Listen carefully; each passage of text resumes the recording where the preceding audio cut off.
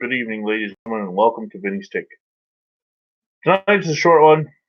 It's scheduled to be a short one, but it has been a long day at work. Got to get up at 3:30 and snow blow, and I know you don't care about none of that, but I'm feeling it. As you can see, I'm wearing my glasses because I'm so tired. Make sure I can read good. Tonight we look at Super Bowl XXIX, the 49ers' fifth Super Bowl appearance. Sunday, January 29th, 1995. Now, real quick before I get into this one, this was an interesting Super Bowl because my brother and I was still a kid. It was 95, so I was 15. My brother and I didn't watch it at home.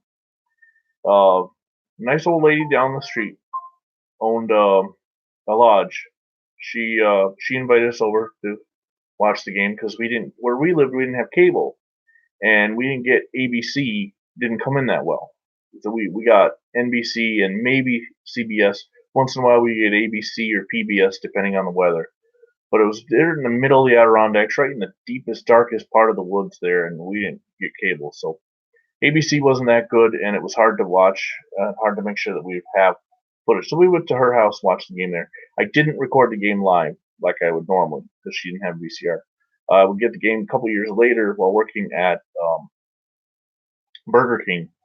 The guy I worked with who was a big 49er fan had recorded it, and I borrowed his copy and made a copy. So anyway, the San Diego Chargers appearing in their first Super Bowl, and the 49ers, led by Coach George Seifert now, appearing in his second Super Bowl, the 49ers' fifth. Sunday, January 29th, 1995, in Joe Robbie Stadium in Miami, Florida, the same stadium that they'll be playing in this weekend, but it's got a few name changes since then. Landshark.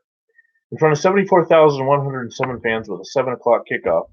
The weather outdoors 73 degrees with a wind of 60 miles per hour. The 49ers are favored by 19, and the over-under was 52. Now, I didn't want to see the 49ers get to 5 before the Steelers did. Not that it means a lot in the grand scheme of things, because again, I'm a staunch, firm believer about the NFL championship being the thing that you strive to be champion, whether it was in the Super Bowl era or before that. And in all three eras, the non-playoff era, the NFL championship era, and the Super Bowl era, Green Bay Packers have the most champions at 13, but that I did first. The 49ers were trying to become the first team to win their fifth Super Bowl.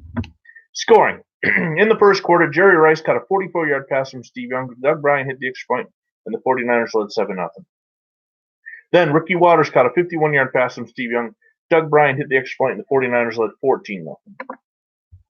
Then Natron Means ran it in from boom, boom, 1 yard out. John Carney hit the extra point, and the 49ers lead was 14-7 after 1. In the second quarter, William Floyd caught a 5-yard pass from Steve Young. Doug Bryan hit the extra point to give the 49ers a 21-7 lead. Then Ricky Watters caught an 8-yard pass from Steve Young. Doug Bryan hit the extra point, and the 49ers led 28-7. John Carney then hit a 31-yard field goal to cut the 49er lead to 28-10, and that would be your halftime score. In the third quarter, Ricky Watters ran it in from 9 yards out. Doug Bryan hit the extra point, and the 49ers led 35-10. Then Jerry Rice caught a 15-yard pass from Steve Young. Doug Bryan hit the extra point, and the Niners now lead 42-10.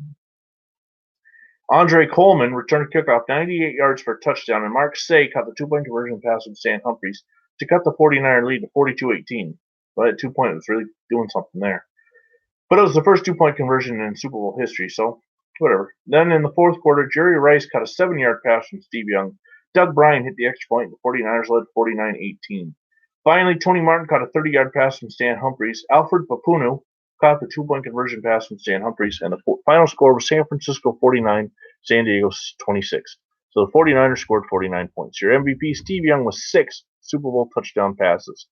Ricky Watters and Jerry Rice both had 3 touchdowns apiece, tying the game record, the Super Bowl record with 3 touchdowns. Your passing leaders, passing.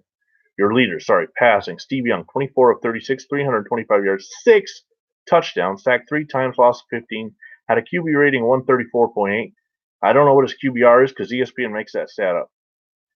Your rushing leader for the day was Ricky Watters of the 49ers, 15 rushes, 47 yards, 1 touchdown, along with 13. He also had 3 receptions and 2 touchdowns there. Your leading receiver, however, was Jerry Rice with 10 receptions, 149 yards, 3 touchdowns, along with 44.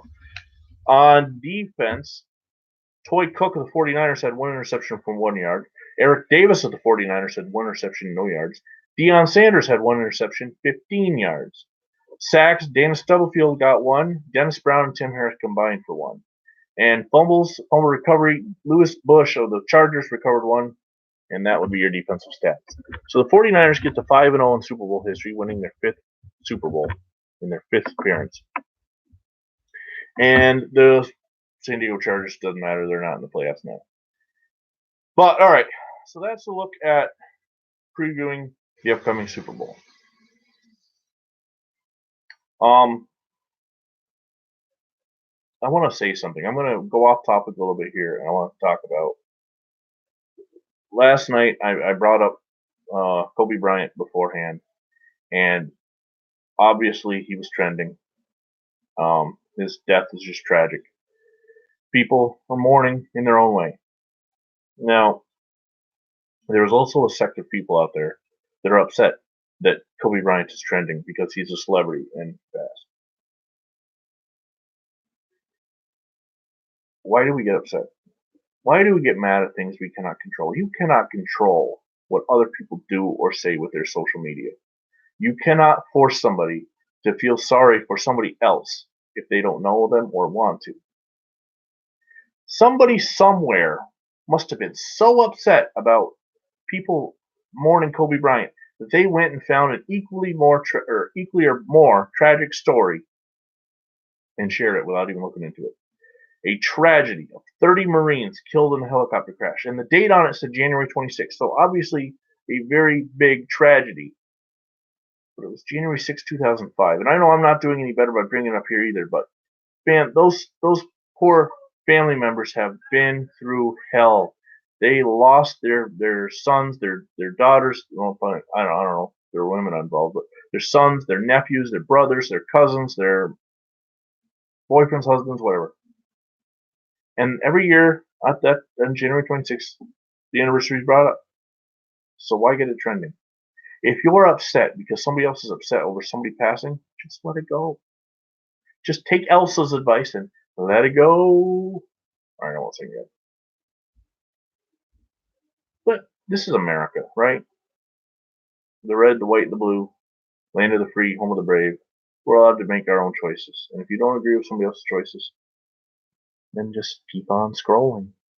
Anyway, that's my take for tonight. I'll be back tomorrow with a look at the 1997 and 2000 Chiefs 49ers games. Hope you're enjoying these. I've had more fun making them on video form and writing them out like I used to. Until next time, I'm Vinny Vincent. God bless America.